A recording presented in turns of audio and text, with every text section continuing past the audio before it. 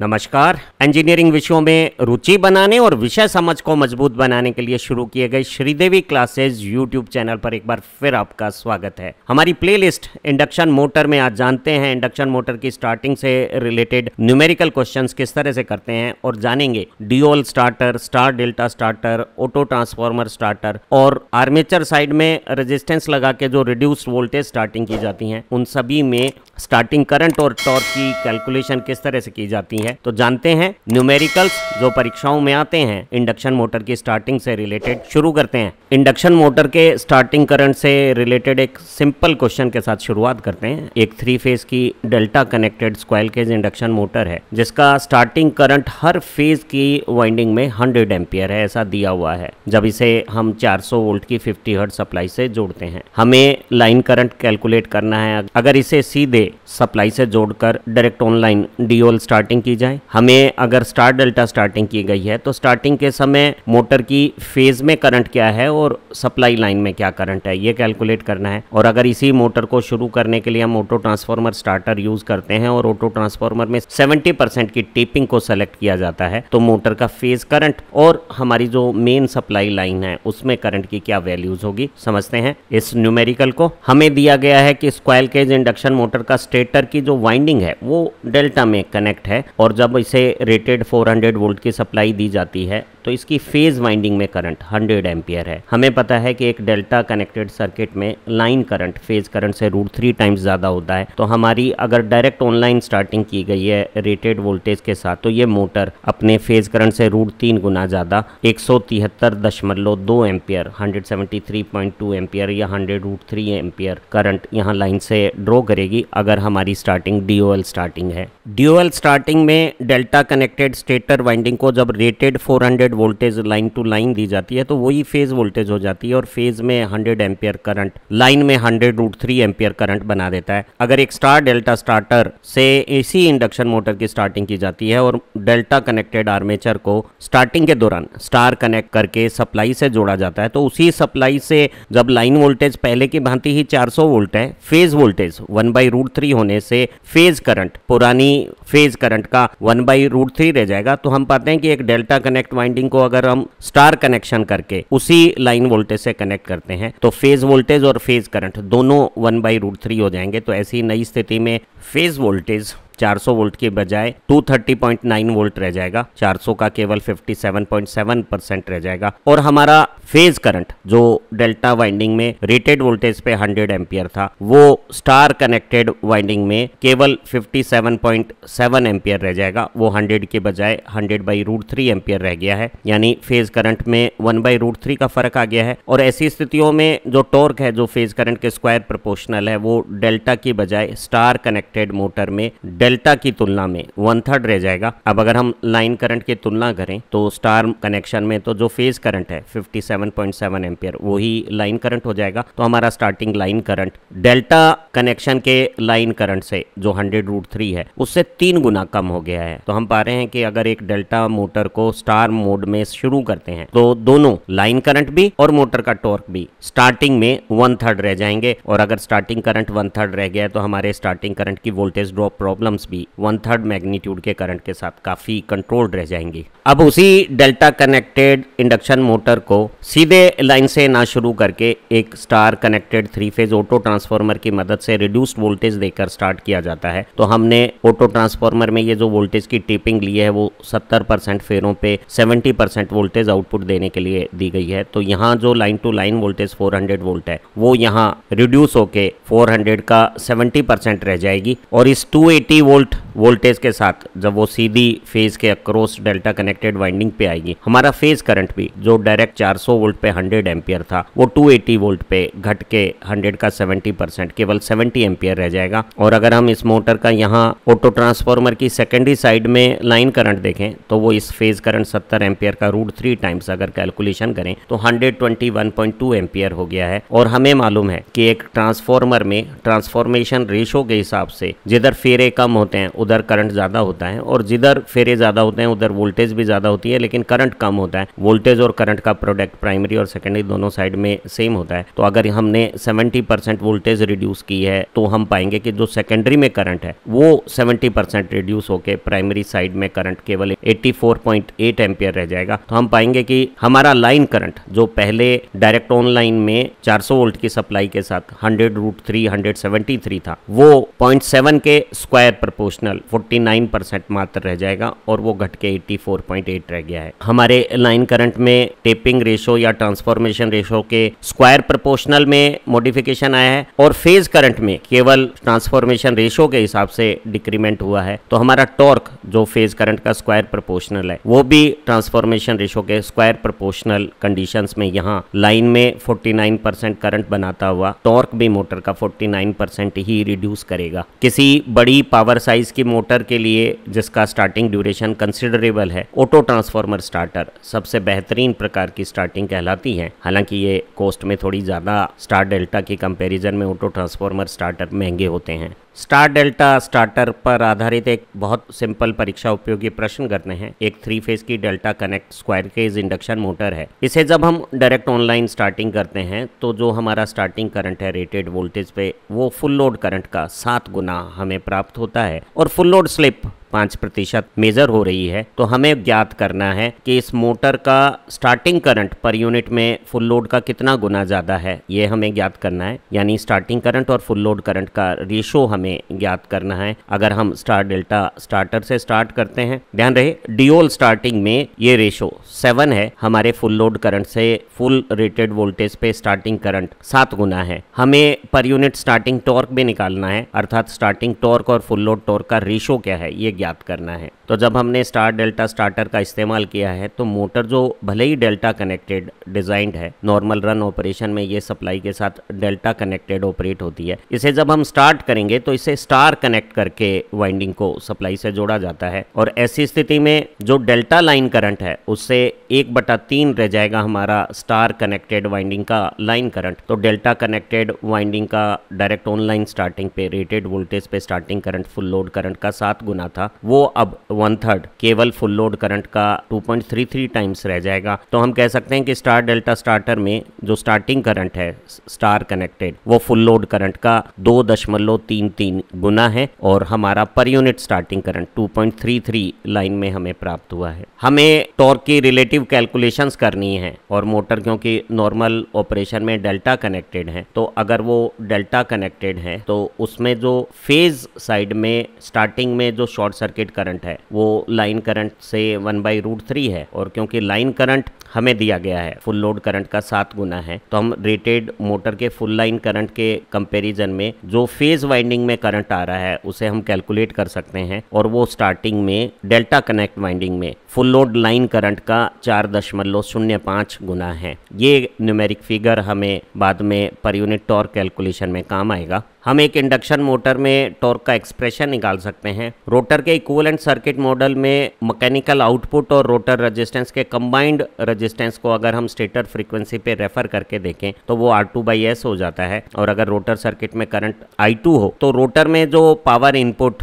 Stator से air gap cross करके मिलता है उसे हम I² R2/S पढ़ सकते हैं। उसे अगर हम एयर गैप पावर कहें और ये सारी air gap power mechanical output में कन्वर्ट हो तो हमारी मशीन सिंक्रोनस स्पीड पे रोटेट करेगी और अगर ω/S सिंक्रोनस स्पीड रेडियन पर सेकंड में हो तो एयर गैप पावर में सिंक्रोनस एंगुलर वेलोसिटी का डिवीजन करने पे हमें मोटर का टॉर्क प्राप्त हो सकता है। और अगर हम कल्पना करें कि मैग्नेटाइजिंग करंट कंपोनेंट नेग्लिजिबल है तो रोटर का करंट और प्राइमरी स्टेटर का करंट एक दूसरे के साथ प्रोपोर्शनल है और ये सिंक्रोनस स्पीड भी कांस्टेंट है, तो कांस्टेंट ऑफ प्रोपोर्शनलिटी को अगर हम K माने तो हम टॉर्क को प्राइमरी करंट I के साथ I² R2/S लिख सकते हैं। यहाँ R2 रोटर का रेजिस्टेंस है, S किसी स्लिप पे जब मोटर प्राइमरी साइड में I करंट ले रही है तो टॉर्क करंट के स्क्वायर प्रोपोर्शनल और स्लिप के इनवर्स प्रोपोर्शनल इस प्रकार बनेगा। ध्यान रहे ये करंट पर फेज करंट है जो पर फेज मॉडलिंग में हम सर्किट मॉडल में इस्तेमाल कर रहे हैं। अगर हम स्टार्टिंग स्टार्टिंग टॉर्क और फुल लोड टॉर्क का रेशो निकालें तो वो करंट के रेशो के स्क्वायर प्रोपोर्शनल है, स्टार्टिंग करंट और फुल लोड करंट के रेशो के स्क्वायर प्रोपोर्शनल है, और वो स्लिप का इनवर्स प्रोपोर्शनल है। तो स्टार्टिंग की स्लिप जो यूनिटी होती है वो यहाँ डिनोमिनेटर में होगी और फुल लोड स्लिप जो दी हुई है वो यहाँ न्यूमरेटर में हो जाएगी। हमें दिया हुआ है कि हमारी अगर ड्यूल स्टार्टिंग है तो हमारा फुल लोड करंट से स्टार्टिंग करंट 7 गुना है, और 7 गुना करंट के साथ अगर फुल लोड स्लिप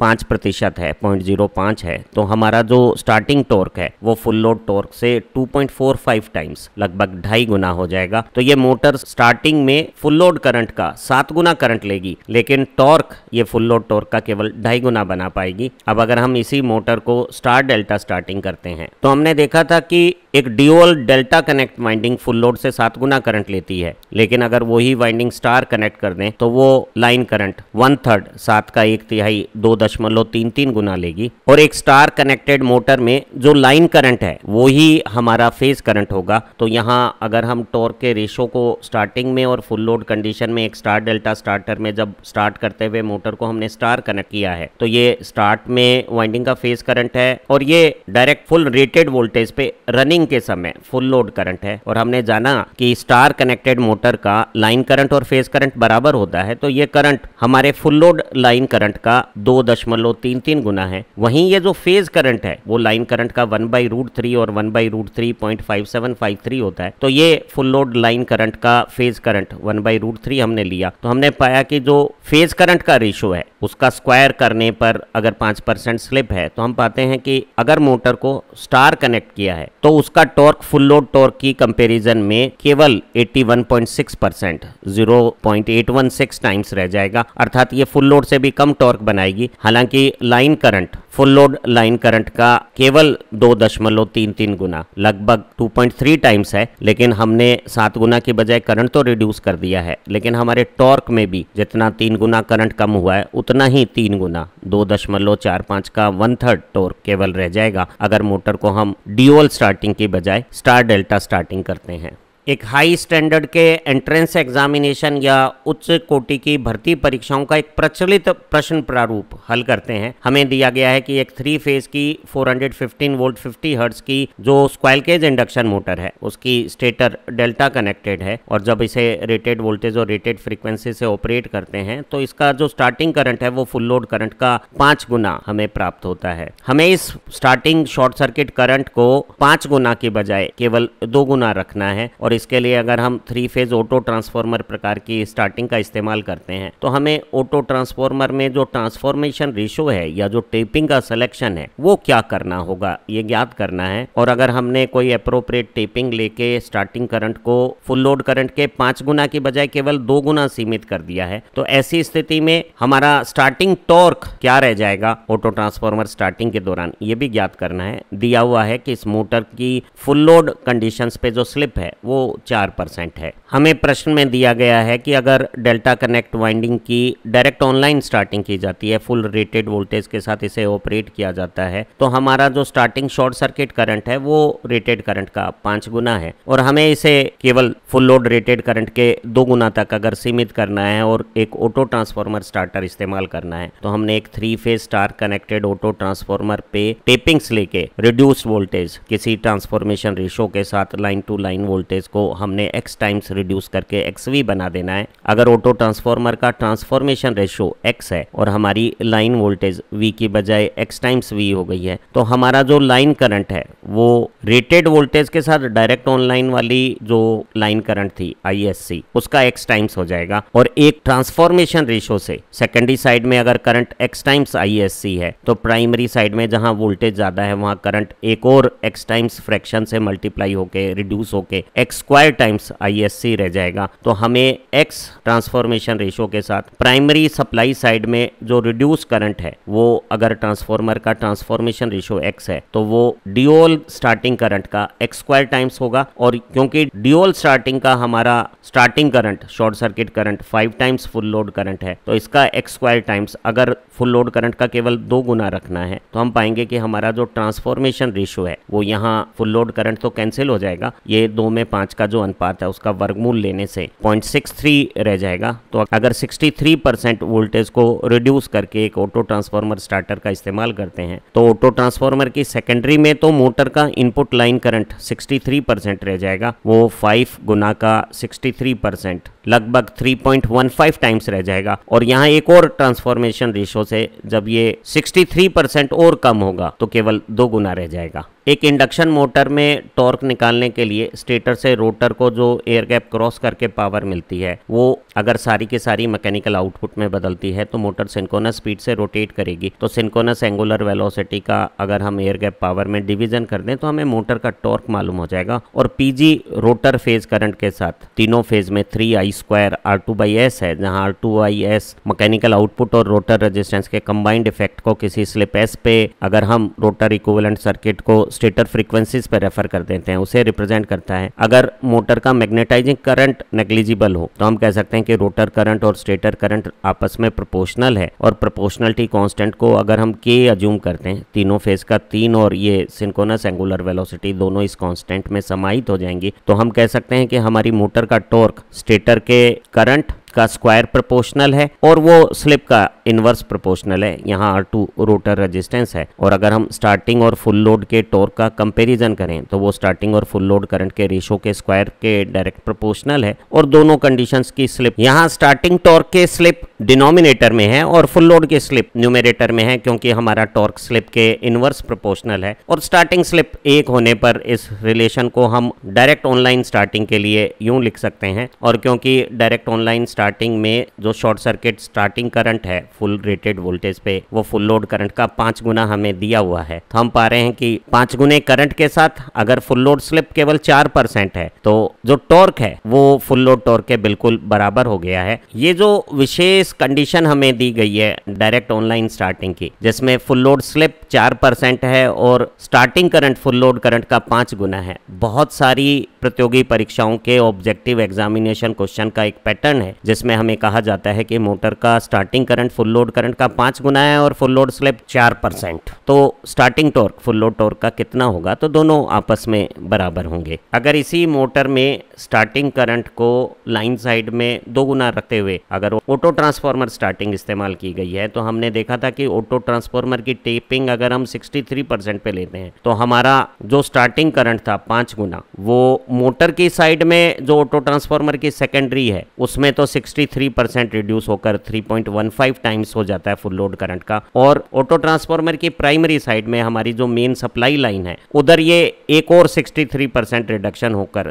3.15 टाइम्स की बजाय केवल 2 टाइम्स रह जाता है। तो अगर हम इस फुल लोड करंट को 5 गुना के बजाय केवल 2 गुना रखना चाहते हैं और ऑटो ट्रांसफार्मर स्टार्टिंग इस्तेमाल करते हैं तो हमने 63% टेपिंग के साथ ऑटो ट्रांसफार्मर का जब इस्तेमाल किया है तो हमारा लाइन करंट मोटर की साइड में फुल लोड करंट का केवल 3.15 गुना है। और इस रेशो का स्क्वायर को जब फुल लोड स्लिप से हमने गुना किया है तो हमने पाया कि हमारा starting current full load torque की बजाय केवल 39.7% रह गया है। 0.397 हमारा रेशो हो गया है 63% टेपिंग के साथ मोटर की ऑटो ट्रांसफार्मर से स्टार्टिंग करने पर स्टार्टिंग टॉर्क का और फुल लोड टॉर्क का। आज की इस लर्निंग वीडियो का ये जो आखिरी न्यूमेरिकल एग्जाम्पल है ये हमें सभी तरह की dual starting, star delta starting, resistance लगाकर अगर हम आर्मेचर की रिड्यूस्ड वोल्टेज करते हैं वो स्टार्टिंग या ऑटो ट्रांसफार्मर स्टार्टिंग, सभी स्टार्टिंग की कंसेप्ट को बेहतरीन तरीके से समझा देगा। हमें दिया गया है कि एक 3 फेज इंडक्शन मोटर है जो डेल्टा कनेक्ट है, उसका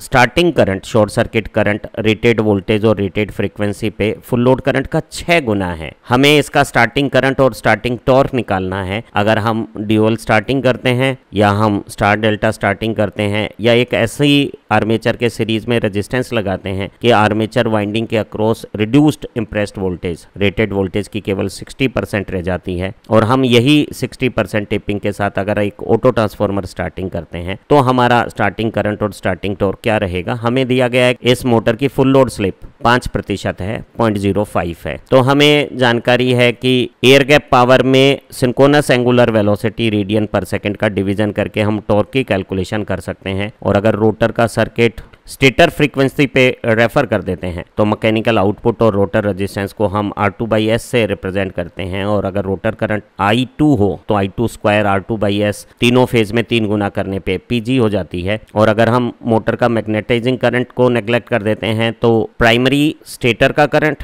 और रोटर का करंट प्रोपोर्शनल माने जा सकते हैं। और अगर प्रोपोर्शनलिटी कांस्टेंट में 3 सिंक्रोनस एंगुलर वेलोसिटी और दोनों स्टेटर और रोटर के जो टर्न्स रेशो के हिसाब से एक प्रोपोर्शनल करंट रिलेशन बनती है, उसे अगर K में निहित कर लेते हैं तो हम प्राइमरी करंट के साथ रोटर रेजिस्टेंस और स्लिप के साथ टॉर्क का ये एक्सप्रेशन बना सकते हैं। और ऐसी स्थिति में अगर हम स्टार्टिंग और फुल लोड टॉर्क का रेशो निकालना चाहते हैं तो वो स्टार्टिंग और फुल लोड करंट के रेशो के स्क्वायर के डायरेक्ट प्रोपोर्शनल है और स्लिप के इनवर्स प्रोपोर्शनल है। तो स्टार्टिंग टॉर्क की स्लिप नीचे है और फुल लोड टॉर्क की स्लिप यहाँ न्यूमेरेटर में है। और स्टार्ट की स्लिप क्योंकि 1 होती है तो हम कह सकते हैं कि स्टार्टिंग टॉर्क और फुल लोड टॉर्क का जो रेशियो है वो ये फंडामेंटल रिलेशन हो गया है। और डीओल स्टार्टिंग में हमें दिया हुआ है कि मोटर का starting current full load current का 6 गुना है। तो 6 को स्क्वायर करके अगर हम 5% स्लिप के साथ मल्टीप्लाई करते हैं तो हम पाते हैं कि starting torque full load torque का 1.8 टाइम्स है। तो मोटर ने 6 गुना करंट लिया और फुल लोड टॉर्क से लगभग 2.25 गुना 1.8 टाइम्स टॉर्क बना दिया है डीओल स्टार्टिंग में। लेकिन हम डीओल स्टार्टिंग बहुत छोटी मोटरों में जहां स्टार्टिंग ड्यूरेशन बहुत कम है, स्टार्टिंग करंट बहुत ज्यादा नहीं है, लाइन वोल्टेज ड्रॉप बहुत ट्रबलसम नहीं है और मोटर लाइन में 6 गुना करंट अगर छोटे से ड्यूरेशन में लेती है तो दूसरे कनेक्टेड इक्विपमेंट को भी वोल्टेज रेगुलेशन की परेशानियां नहीं है, वहीं इस्तेमाल करते हैं। अन्यथा हम जो दूसरी हमारी रिड्यूस्ड वोल्टेज स्टार्टिंग है उनका इस्तेमाल करते हैं। अगर एक डेल्टा रन डिजाइन मोटर की वाइंडिंग को स्टार्टिंग में हम स्टार कनेक्ट कर लेते हैं तो हमारा जो लाइन करंट है जो सीधे रेटेड वोल्टेज पे 6 गुना था वो 3 गुना कम हो जाएगा और वो फुल लोड करंट का केवल 2 गुना मात्र रह जाएगा। लेकिन फेज करंट में जो रिडक्शन है वो फेज वोल्टेज जब 1/√3 रही है तो केवल 1/√3 है। तो ऐसी स्थिति में हम कह सकते हैं कि जो सप्लाई साइड का लाइन करंट है वो स्टार डेल्टा स्टार्टर में डेल्टा रन मोटर को स्टार्ट करते समय शुरू करते समय स्टार कनेक्ट करने पर 6 गुना की बजाय 1/3 केवल 2 गुना रह जाएगा। और फेज करंट क्योंकि 1/√3 है तो अब हमारा जो स्टार्टिंग करंट है वो फुल लोड करंट का 6 गुना न होकर 6/√3 रह गया है। और इस करंट रेशो के स्क्वायर के साथ हमारी जो फुल लोड स्लिप है 5% उसका अगर मल्टीप्लीकेशन करते हैं तो हम पाते हैं कि हमारा starting torque full load torque का केवल 60% रह गया है, वो 1.8 टाइम्स ना होके ड्यूअल स्टार्टर की तुलना में 1/3 रह गया है। तो जब हम स्टार डेल्टा स्टार्टर इस्तेमाल करते हैं तो दोनों लाइन करंट भी और हमारा स्टार्टिंग टॉर्क भी ड्यूअल की बजाय 1/3 रह जाते हैं। अगर एक आर्मेचर वाइंडिंग को सीधे डायरेक्ट ऑनलाइन रेटेड वोल्टेज से कनेक्ट करके स्टार्ट करने के बजाय हम लाइन के सीरीज में एक 3 फेज रेजिस्टेंस बैंक लगा के रेजिस्टेंस में वोल्टेज ड्रॉप करके यहाँ अगर रिड्यूस वोल्टेज अप्लाई करते हैं और हमने रेजिस्टेंस की सेटिंग इस तरह से की है कि हमारी लाइन वोल्टेज 40% यहाँ ड्रॉप होके केवल 60% वोल्टेज ही सीधी वाइंडिंग के अक्रॉस आए तो हम पाते हैं कि हमारी फेज वोल्टेज और फेज करंट दोनों 60% रह जाएंगी और फेज करंट से √3 गुना हमारा लाइन करंट भी 60% रह जाएगा। तो हम पाते हैं कि इस रिड्यूस वोल्टेज स्टार्टिंग से अप्लाइड वोल्टेज, फेज करंट और लाइन करंट सभी 60% रह गए हैं ड्यूअल स्टार्टिंग के कंपैरिजन में। और जो टॉर्क है वो फेज करंट के स्क्वायर प्रोपोर्शनल होने के कारण वो 60 का स्क्वायर 36% रह जाएगा। तो हम कह सकते हैं कि हमारा स्टार्टिंग करंट है जो ड्यूअल स्टार्टिंग में रेटेड वोल्टेज के साथ फुल लोड करंट का 6 गुना था वो 60% रिड्यूस वोल्टेज के साथ 60%, 6 गुना का 60% केवल 3.6 गुना रह जाएगा। तो हमारा starting current full load current का 3.6 गुना है और हमारा स्टार्टिंग टॉर्क और फुल लोड टॉर्क का जो रेशो है वो दोनों के करंट के रेशो के स्क्वायर प्रोपोर्शनल और रेशो हमने 3.6 निकाला है उसके स्क्वायर प्रोपोर्शनल में फुल लोड स्लिप 5% का मल्टीप्लीकेशन करने पर हमने पाया कि अगर रिड्यूस वोल्टेज देते हैं तो हमारा टॉर्क ड्यूअल स्टार्टिंग के टॉर्क का केवल 36% 0.648 रह जाएगा। तो हमारी लाइन करंट में तो रिडक्शन केवल 60% हुआ लेकिन हमारे टॉर्क में रिडक्शन जो अदरवाइज भी मोटर का बहुत ज़्यादा नहीं होता है स्क्वायर प्रोपोर्शनल होने पर 36% रह गया है। तो इस तरह की स्टार्टिंग का हम व्यवहार में ज़्यादा इस्तेमाल नहीं करते हैं। ऑटो ट्रांसफार्मर स्टार्टिंग की कंसेप्ट को भी इस न्यूमेरिकल प्रॉब्लम से समझा जा सकता है। एक ऑटो ट्रांसफार्मर स्टार्टिंग में हम मोटर को सीधे लाइन से न जोड़ के मोटर और लाइन के बीच में एक 3 phase star connected auto transformer का इस्तेमाल करते हैं और ऑटो ट्रांसफार्मर की प्राइमरी पे तो फुल रेटेड लाइन वोल्टेज सीधे अप्लाई हो जाती है और ऑटो ट्रांसफार्मर की किसी टेपिंग से हम वोल्टेज को ट्रांसफॉर्मेशन रेशो के हिसाब से रिड्यूस करके, अगर ट्रांसफॉर्मेशन रेशो सेकेंडरी के फेरे और प्राइमरी के फेरों का रेशो x है, x कोई एक से छोटी संख्या है, तो हमारी supply voltage x times v रह जाएगी और रिड्यूस वोल्टेज देने से मोटर की लाइन करंट और फेज करंट कम हो जाएगी। और एक और ट्रांसफॉर्मेशन रेशो से यहाँ जो हमारी सप्लाई लाइन का लाइन करंट है वो टर्न्स रेशो के स्क्वायर प्रोपोर्शनल से कम हो जाएगा। तो हमारा अगर ट्रांसफॉर्मेशन रेशो 60% 0.6 है तो हमारा जो मोटर की साइड में लाइन करंट है वो रिड्यूस वोल्टेज 60% वोल्टेज से 60% रह के 6 गुना के बजाय 3.6 गुना रह जाएगा। और ऑटो ट्रांसफॉर्मर में जो फेरा अनुपात है वो जहां हाई वोल्टेज है वहां करंट का एक फर्दर रिटेक्शन भी ट्रांसफॉर्मेशन रेशो से होगा और ये 3.6 से रिड्यूस होके 2.16 टाइम्स हो जाएगा। तो अब हमारा जो ऑटो ट्रांसफार्मर की प्राइमरी साइड में जो सप्लाई लाइन है उसका करंट मोटर की फुल रेटेड लोड पे जो फुल लोड करंट है उसका केवल 2.16 गुना, लगभग 2 गुना रह जाएगा। और अब अगर हम टॉर्क का रेशो देखें तो मोटर का करंट फुल लोड करंट से 3.6 गुना है, तो इस करंट के स्क्वायर को स्लिप से गुणा करने पे हमने पाया कि हमारा टॉर्क 36% रिड्यूस होके ड्यूअल स्टार्टिंग की टॉर्क के बजाय अब ये टॉर्क फुल लोड टॉर्क से केवल 0.648 गुना है। तो हम पाते हैं कि ऑटो ट्रांसफार्मर स्टार्टिंग में हमारा लाइन करंट और टॉर्क दोनों ट्रांसफॉर्मेशन रेशो के स्क्वायर प्रोपोर्शनल में हो जाएंगे। और यहाँ अगर ट्रांसफॉर्मेशन रेशो 0.6 लिया है तो हमारा लाइन करंट भी ड्यूअल स्टार्टिंग करंट का 36% रह गया है और हमारा टॉर्क भी ड्यूअल स्टार्टिंग टॉर्क का 36% रह गया है। उम्मीद है आज की इस बेहतरीन लर्निंग वीडियो की मदद से इंडक्शन मोटर की स्टार्टिंग से संबंधित सभी तरह के न्यूमेरिकल की कंसेप्ट आपको अच्छी तरह से समझ में आ गई होंगी और परीक्षाओं में इस तरह के प्रश्न आसानी से हल होने से आपकी स्कोरिंग एबिलिटी भी बढ़ेगी। हमारी टीम स्टडी मटेरियल में अच्छी रिसर्च कर रही है। हमने हमारे रिकॉर्डिंग स्टूडियो में भी इम्प्रूवमेंट किया है ताकि आपको ज्यादा बेहतर लर्निंग मटेरियल प्रोवाइड हो। इन्हीं उम्मीदों के साथ फिर मिलेंगे। अगर आपको हमारा ये लर्निंग वर्क पसंद आया है तो इसे अपने दोस्तों के साथ भी शेयर कीजिएगा और चैनल की ऑनलाइन क्लासेस और स्टडी नोट्स को प्राप्त करने के लिए मेंबरशिप भी ज्वाइन कीजिएगा। Thank you very much.